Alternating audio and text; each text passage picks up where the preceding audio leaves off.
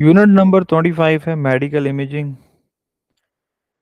और ये इस बुक का लास्ट चैप्टर है, राइट? ऐसा ही है ना रिदा?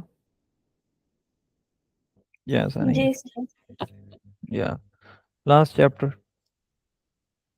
मेडिकल इमेजिंग, यानी कि इमेज बनानी है जी। मेडिकल इमेजिंग बहुत ही ज़बरदस्त और हमारे पास बिल्कुल ज़बरदस्त चीज़ें हैं जिसकी वजह से सारे इंसान जिंदा हैं।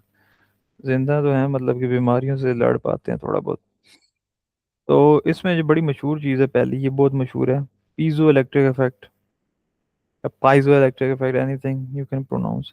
और उसकी अल्ट्रा सोनिक वेव्स भी हैं। अच्छा, ये जो हमारे पास पाइजो इलेक्ट्रिक इफेक्ट है, ये है क्या? ये बहुत आसान है। ये सिर्फ और सिर्फ ये कहता है कि जो इलेक्ट्रिसिटी है वो प्रेशर से अगर आ रही है तो इलेक्ट्रिसिटी फ्रॉम प्रेशर, इसका मतलब पाइजो इलेक्ट्रिक इफेक्ट कहेंगे। बड़ी मशहूर साइंटिस्ट थी, मेरी फेवरेट। और मतलब उसके हस्बैंड थे एक्चुअल में तो ये पैरी केरी। पैरी केरी और जैकोस केरी ने ये चीज़ डिस्कवर की थी, पाइजो इलेक्ट्रिक इफेक्ट। क्या है ये? Just like what is it whole about actually? बिल्कुल आसान है। उन्होंने कहा था कुछ मटेरियल्स, स्पेशल मटेरियल्स, क्रिस्टल्स खास करके, वो इलेक्ट्रिसिटी प्रोड्यूस कर सकते हैं जब हम उनको प्रेस करें। यानी कि अगर हम प्रेस करेंगे तो वो इलेक्ट्रिसिटी निकल आएगी जी। ठीक है, ये इन्होंने कहा था। इन्होंने कुछ स्पेशल मटेरियल, इन्होंने कौन सा जी मटेरियल यूज किया?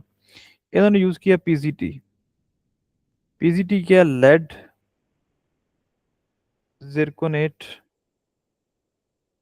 Titanate, they use this PGT. ये एक स्पेशल कैरामिक मटेरियल है जो मशीन्स में यूज होता है। ये काम किस तरह से करता है? लेट्स सपोज कह लो कि आप लोगों के पास एक मेटल की प्लेट है और साथ में आप लोगों के पास एक पीजीटी का क्रिस्टल है। ठीक है। अब आप पता क्या करोगे? जब आप कंप्रेस करोगे यानी कि प्रेस करोगे ना इसके अंदर, तो चार्जेस मूव करेंगे, यानी कि चार्जेस मूव करेंगे और उसकी वजह से वोल्टेज पैदा हो जाएगी। यानी कि आपने प्रेशर लगाया, क्या किया? प्रेशर लगाया, यानी कि आपने क्या लगाया? आपने लगाया मैकेनिकल एनर्जी। और वो मैकेनिकल एनर्जी यानी कि वो प्रेशर किस में कन्वर्ट हो गया? इलेक्ट्रिकल एनर्जी यानी कि वोल्टेज में। इस तरह से ये काम कर रहा है। दोबारा बता रहा हूँ, मेटल की प्लेट है, ये देख रहे हो मेटल की प्लेट है। एक मिनट, इधर भी खुलेगा। हाँ, ये मेटल की प्लेट है, ये मेटल की प्लेट। ठीक है, और ये पीजीटी है। कंप्रेस करना है आपने इन दोनों को और उसकी वजह से चार्जेस फ्लो होंगे, यानी कि मूव करेंगे, जिसकी वजह से वोल्टेज पैदा हो जाएगी। अच्छा, इसी के नीचे अगर आप देखो तो ये हमारे पास inverse piezo electric effect. Inverse, reverse क्या करना है? इन रिवर्स करने के लिए हम लोग क्या यूज करेंगे? अगर हम लोग इलेक्ट्रिक करंट दे रहे हैं पीजीटी को, फिर क्या होगा? पहले तो प्रोड्यूस हो रहा था ना, अब अगर इलेक्ट्रिक करंट पीजीटी को देंगे तो फिर क्या होगा? वो वाइब्रेट करेगा, यानी कि बैक एंड फोर्थ मूवमेंट करेगा। अब क्या होगा भाई? बिजली हमने दी, अपन बिजली दिए, तो अब वो फिर मैकेनिकल एनर्जी करेगा, यानी कि साउंड वेव्स प्रोड्यूस करेगा। ये हमने दिया है। ठीक है, उसकी वजह से क्या होगा? हमारे पास असल में साउंड वेव्स प्रोड्यूस हो रही हैं, देख रहे हो आप? साउंड वेव्स बनी हुई हैं। अब रिवर्स प्रोसेस किया था हमने, अब साउंड वेव्स प्रोड्यूस हो गई उसकी वजह से। पहले क्या था? पहले तो बिजली प्रोड्यूस हो रही थी, बिजली, वोल्टेज प्रोड्यूस हो रही थी। आसान है ना कितना? आगे अगर हम लोग बात करें, so we have something else. एक मिनट, बहुत ही बड़ा हो गया। Generation and detection of ultrasound. Ultrasound क्या होता है? Ultrasound waves, UV waves. Ultrasound sound waves हैं जो बड़ी ही हाई फ्रीक्वेंसी की हामिल है। फ्रीक्वेंसी होती है कि यानी कि कोई चीज़ कितनी ज़्यादा वाइब्रेट कर रही है। इंसान के जो कान है ना, वो 20,000 हर्ट्ज तक सुन सकते हैं। अल्ट्रासाउंड इस 20,000 से ज़्यादा है, यानी कि हम नहीं सुन सकते। अल्ट्रासाउंड कैसे जनरेट कराना है भाई? अब अल्ट्रासाउंड भी जनरेट कराने का तरीका है, इसी पीजीटी क्रिस्टल के जरिए हम लोग जनरेट कराएंगे। हमने क्या करना है? हमने इलेक्ट्रिक करंट को अप्लाई करना है।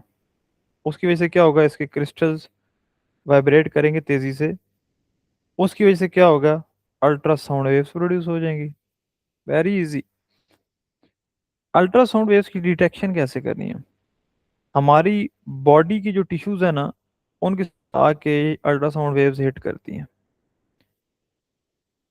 ठीक है। और हमारे जो टिश्यूज हैं वो उनको रिफ्लेक्ट करते हैं, यानी कि बाउंस बैक करा देते हैं कि भाई किधर। क्रिस्टल जो है पीजीटी वो इसको रिसीव करता है अल्ट्रासाउंड वेव्स को, और इनको कन्वर्ट कर देता है इनटू इलेक्ट्रिक सिग्नल्स। फिर मशीन साहब एक इमेज बना देती है हमें। दोबारा बता रहा हूँ, अल्ट्रासाउंड आके हिट करता है हमारी बॉडी की टिश्यूज को, वहां से वो हो जाता है रिफ्लेक्ट यानी कि बाउंस बैक। क्रिस्टल साहब इनको रिसीव करते हैं और कन्वर्ट का हो जाता है ये किसमें, इलेक्ट्रिकल सिग्नल्स में। फिर हमारे पास बन जाती है जी इमेज। ये 5 इसके स्टेप्स हैं। यूज किधर होता है भाई ये, मेडिकल में कहाँ यूज हो रहा है। अगर प्रेगनेंसी के स्कैन्स करने हैं, यानी कि देखना है कि बच्चे की डेवलपमेंट कितनी हुई है उसमें, ट्यूमर्स अगर डिटेक्ट करने हैं, यानी कि अब नॉर्मल ग्रोथ तो नहीं हो रही सेल्स की, उसको ट्यूमर्स कहते हैं। लिवर्स, अगर हमने ऑर्गन्स को चेक करना है, हार्ट को, लिवर को, सेफ है ये अल्ट्रासाउंड कराना, हार्मफुल रेडिएशन नहीं है ये। ठीक है, ये बहुत बड़ा एक मिथ है कि अल्ट्रासाउंड खतरनाक होता है। इट्स नॉट खतरनाक भाई, इट्स सेफर। कोई हार्मफुल रेडिएशन नहीं है ये, it's the biggest myth about it. Then we have X rays. अच्छा, इसके पीछे भी एक साइंटिस्ट थे, कॉनराड। ठीक है, उनका नाम था विलियम कॉनराड रॉन्गटन। इन्होंने एक्स रेज को डिस्कवर किया। एक्स रेज क्या होती है, हाई एनर्जी की इलेक्ट्रोमैग्नेटिक वेव्स, लाइट की तरह, लेकिन स्ट्रॉन्गर, लाइट काफी स्ट्रॉन्गर, सॉफ्ट टिश्यूज में से भी पास कर जाएगी भाई एक्स रेज। एक्स रेज की मुख्तलिफ टाइप्स हैं। एक है जी characteristic X rays. Characteristic X rays ये कब प्रोड्यूस होती है, ये तब प्रोड्यूस होती है जब इनर इलेक्ट्रॉन्स को रिमूव कराया जाता है, तो हमारे पास जो प्रोड्यूस होगी, अंदर के इलेक्ट्रॉन्स को, शेल्स के अंदर वाले इलेक्ट्रॉन्स को न्यूक्लियस के बिल्कुल करीब देख सकते हो आप, लाइक लेट्स सपोज आप क्या लो, ये बाहर वाले इलेक्ट्रॉन्स हैं, ये जितने बाहर के शेल्स में, ये देखो आप यहाँ से रिमूव कर रहे हो न्यूक्लियस के कितने करीब से। तो जब आप इनर इलेक्ट्रॉन्स को रिमूव करेंगे तो उसकी वजह से कैरेक्टरिस्टिक एक्सरेज पैदा होंगी। होगा क्या, क्या होगा आखिर को, क्या होगा, समझाता हूँ जी क्या होगा। एक मिनट, इसको हम रेज करें सर। देखो, होगा ये, एक इनकमिंग एक्सरे का फोटोन है, वो आके एटम को टकराता है, अंदर के एक इलेक्ट्रॉन को निकाल लेता है के शेल वाले में से, पहला शेल है ना के एल एम यू शेल्स होते हैं, पहले शेल में से निकाल रहा है, और यहाँ पे एक होल बन जाएगा, होल एक एम्प्टी स्पेस को कहते हैं। अब जो इलेक्ट्रॉन, इस पहला शेल तो के था, ये एल है, ये एम है, तो अब एक इलेक्ट्रॉन एल या एम में से नीचे आ जाता है इसकी जगह पे, और उसकी वजह से एनर्जी रिलीज हो जाती है इन the form of X ray. ये जो लिखा है ना के ऑफ ए, ये इलेक्ट्रॉन एल से जा रहा है एम में। ठीक है, और के ऑफ बी क्या होता है, एम से जा रहा है इनटू के। ठीक है, लाइक दूसरे वाले में से पहले वाले में। सो एनर्जी डिपेंड करती है कि कितनी एनर्जी रिलीज हुई है, कि शेल्स के दरमियान आपस में कितना डिफरेंस है। दूसरा है जी कॉन्टिन्यूअस, कॉन्टिन्यूअस एक्स रेज। ये क्या है, जब फास्ट इलेक्ट्रॉन्स स्लो हो जाते हैं न्यूक्लियस के करीब, न्यूक्लियस के करीब आए फास्ट इलेक्ट्रॉन स्लो हो गए, ये जो स्लो हो जाते हैं ना, डेसलेरेशन हो जाती है, इसको कॉन्टिन्यूअस एक्स रेज कहते हैं। इसका भी स्टेप है, इसके भी स्टेप्स हैं। यानी कि पहला स्टेप ये है कि जो हाई एनर्जी का इलेक्ट्रॉन होता है वो मेटल टारगेट पे हिट करता है और वो न्यूक्लियस के करीब से गुजरता है, और न्यूक्लियस के करीब गुजरने से वो डिफ्लेक्ट हो जाता है बाय, अपनी पोजीशन खोता है, पोजीशन चेंज करता है, जिसकी वजह से वो एनर्जी को लॉस कर देता है, और जो अब एनर्जी रिलीज होगी वो in the form of X ray होगी। दोबारा बता रहा हूँ, हाई एनर्जी इलेक्ट्रॉन हिट करता है मेटल टारगेट को, करीब से गुजरता है हमारे पास न्यूक्लियस के, डिफ्लेक्ट हो जाता है, एनर्जी का लॉस होता है और अल्टीमेटली एक्सरे रिलीज होगी। मुख्तलिफ एनर्जी से पहले और थी, फिर पहले बेचारा किसी और से आता, फिर बेचारे की लॉस होगी। तो ये जो डिफरेंस इन एनर्जीज है, इसी को कहते होते हैं, इसी वजह से कॉन्टिन्यूस स्पेक्ट्रम पैदा होता है, कॉन्टिन्यूस स्पेक्ट्रम। खैर, इसकी अगर डायग्राम बनी है, so let me show you. या देखा, इनकमिंग हाई एनर्जी इलेक्ट्रॉन्स अब आ रहे, न्यूक्लियस के करीब से गुजरे, गोली करा दी गई, डिफ्लेक्ट हो गया। ये हाई एनर्जी थी, यहाँ एनर्जी कम होगी, इसको हम लोग कहेंगे कॉन्टिन्यूस एक्सेस। अच्छा, अब ये कुछ फार्मूलाज लिखे हैं, इनको डिस्कस कर लेते हैं। सबसे पहले जी, E V is equal to H F max. E क्या है जी? Energy. V voltage. H Planck का कांस्टेंट है, वही वैल्यू इसकी जी, इंटू 10⁻⁻34। एफ मैक्स क्या है? मैक्सिमम फ्रीक्वेंसी एक्सरे की। इस फार्मूले से मुराद क्या है? यानी कि जो एनर्जी दी है हमने, एनर्जी गिवन, वो किसकी इक्वल है? फोटोन की एनर्जी की equal. E V is equal to H F max. अब अगर हम लोग देखें यहाँ पे, तो next we can make this formula, E V is equal to H C upon lambda min, and then lambda min अगर आपने निकालनी हो तो ये भी नीचे आ जाएगा, lambda min is equal to H C upon E V. Lambda जो है ना, लेमडा ये वेवलेंथ होती है, ऑब्वियसली वी नो दिस, दो वेव्स के दरमियान का डिस्टेंस, क्रॉस कट ऑफ के दरमियान। लेमडा मेन क्या है? मिनिमम वेवलेंथ, शॉर्टेस्ट वेवलेंथ, सी वही स्पीड ऑफ लाइट।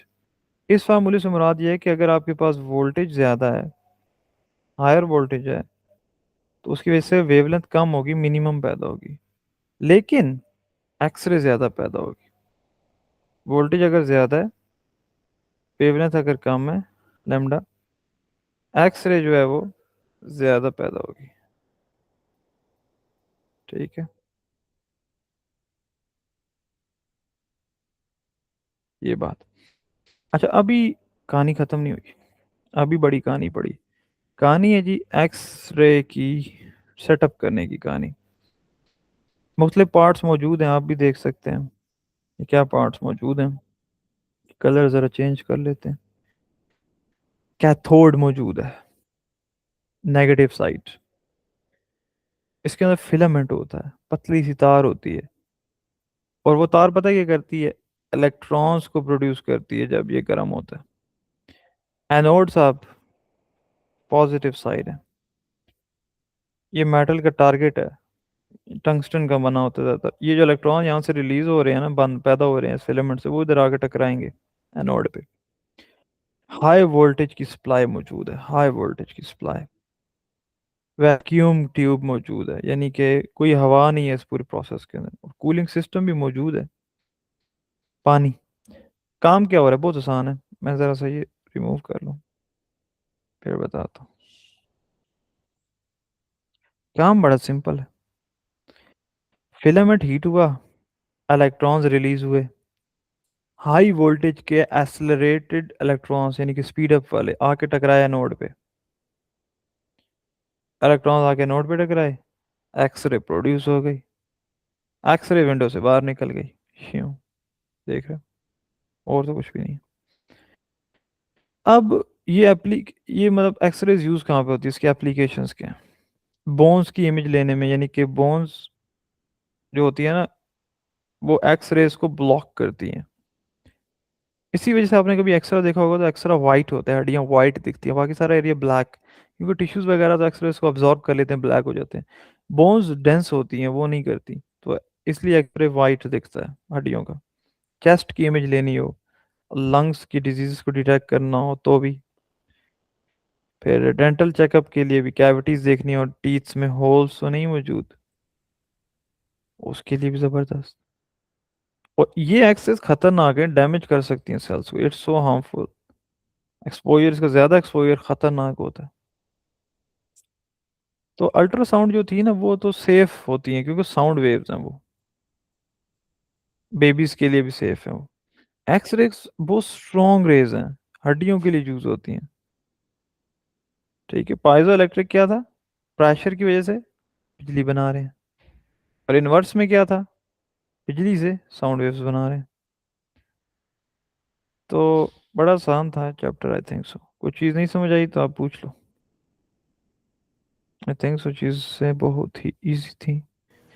सर ये आपने ये जो करेक्टरिस्टिक एक्स में जो समझाया था कि जो इलेक्ट्रॉन जो एल शेल में होता है वो के में आता है, और फिर हम्म। जो एम में होता है वो के में आता है, तो क्या दोनों ही आते हैं, सिर्फ एक आता है? एक आएगा। अच्छा ओके। अच्छा अच्छा अच्छा अच्छा, मतलब कि आपके कहने का मतलब ये है कि एल से के में आ रहा है, तो एम से एल में आ सकता है या नहीं आ सकता, वो कह रहे हो? जी, ये जो करेक्टरिस्टिक एक्सरे में जो था। नहीं मुझे नहीं समझ आई, लाइक दोबारा एक दफ़ा बताओ।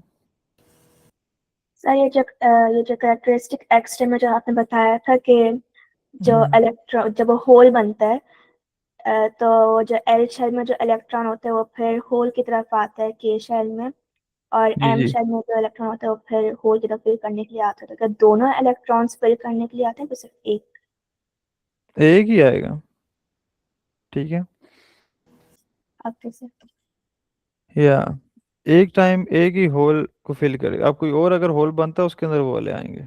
ठीक है, तो वो डिपेंड करता है सिनेरियोस पे। तो ये क्वेश्चन आपसे वैसे कभी पूछेगा नहीं वो, लेकिन स्टिल इंफॉर्मेशन के लिए इट्स ग्रेट।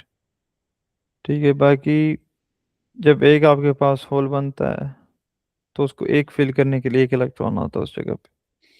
और कोई चीज़ जो पूछनी हो? नहीं सर, बाकी सब क्लियर है। ओके, सही हो गया। तो ये चैप्टर नंबर था जी हमारे पास 25, which is ended now successfully.